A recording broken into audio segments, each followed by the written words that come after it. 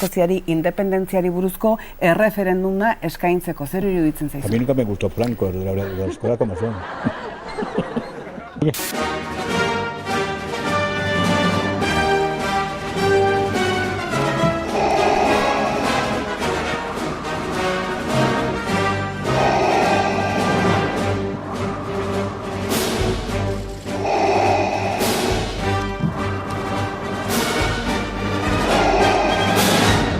Uste duzu beharrezkoa dela Gernikako estatutuaren indagarbetzea eta Karta Magnaren transformazioa Euskal Konstituzioa sortzeko?